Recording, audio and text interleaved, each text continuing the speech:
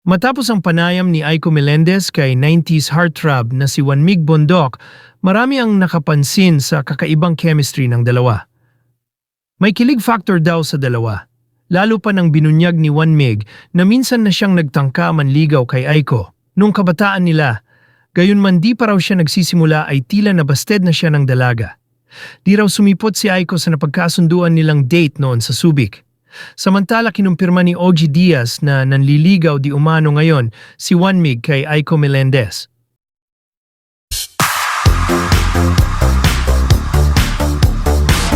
Ayan, o dito na tayo sa pangalawa, isa pang kilig to the bones to. Oo. Kinumpirma to ng aking anak-anakang si OG Diaz.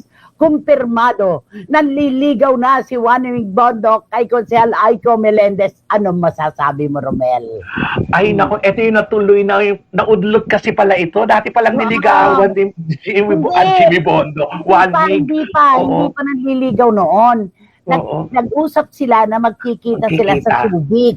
Pero hindi sumipot si Aiko. Yun ang totoo doon. Kaya tawa sila ng tawa doon sa one-on-one interview nila na sabihin mo na kung sino yung hindi sumipot.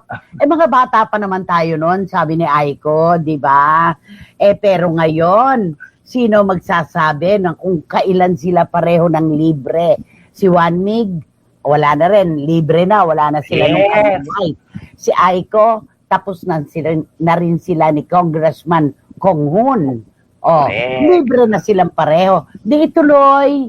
Yes, at saka na yung pinanonood ko tong ayan, yung interview ni Aiko, makikita mo talaga, pag sa babae, makikita mo talaga, pag alam mo yung pag may kiliga, in datingan, alam mo talaga pag girl. Ako na napansin ko, sa panayam na ito, pinanood ko to ang ganda-ganda ni Aiko Melendez. No, parang yung edad niya hindi bagay sa itsura niya.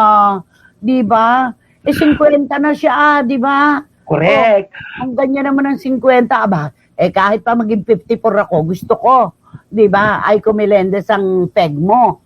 Ang ganda. At saka si Juanmig, parang dumirekta dun sa ayoko na sa politiko. Businessman na ang gusto ko. Di ba, may business, sila Juanmig, ang kanyang pamilya.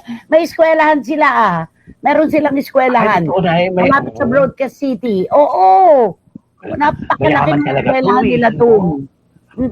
At saka yun, napansin mo yung interview niyan, si Juanmig talaga, di ba, yan yung pang inaaga mulak dati yan, na aga mulak version, aga mulak part 2, di ba yan yun? At saka mabait ito, si Juanmig, napakabait. At tawagin ng isang TV host na ikinagalit niya, Juanmig Bondok.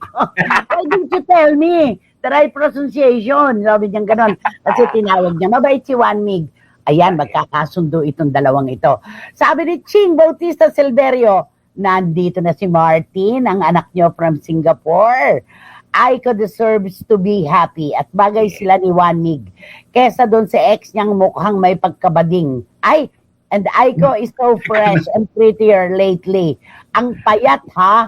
Sama ka, Ching. Yun din pala ang napansin mo. Ang ganda-ganda ni Aiko Melendez ngayon. Pag may nagpapaganda, talagang wala nang choice kundi gumanda. Di ba? Pag in love ka talaga, may dating talaga, lalabas at lalabas talaga yan. Nako, eto naman. Nako, Ching, may kumontra sa sinabi mo. Sorry hindi po siya mukhang bading, mukha po siyang tomboy. Ano ba yan? Personalan na to. Naibagay po sila, sana magkatuluyan na, sabi ni Paula Obalde. Okay. Meron dito si Juris, hindi ko nabasa. Yay, pasok sa banga si Juanmig. Ayon kay Miss Aiko, businessman ang hinahanap niya ngayon at kilala namang may negosyo ang pamilya ni Juanmig. Kaya pasok na agad siya sa finals. Sana bigyan siya ni Aiko ng pagkakataon. Sabi nga, sometimes you have to try so you don't spend a lifetime wondering. Sayang ng panahon.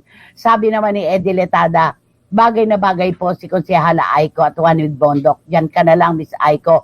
Safe ka pa kaysa sa mga lalaking dahil may paninindigan daw ang pupuntahan mo. Hindi tulad nung, sabi ni Eddie Letada, aba, may mga ano talaga, diba? sabi naman ni Dan Clavesillas, napanood ko po ang interview ni Aiko kay Juan Mig. Tama po, may naudlot nga po silang past.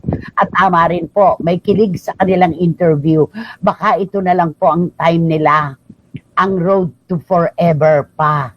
Yun, no? O yan. O, may road to forever, di ba?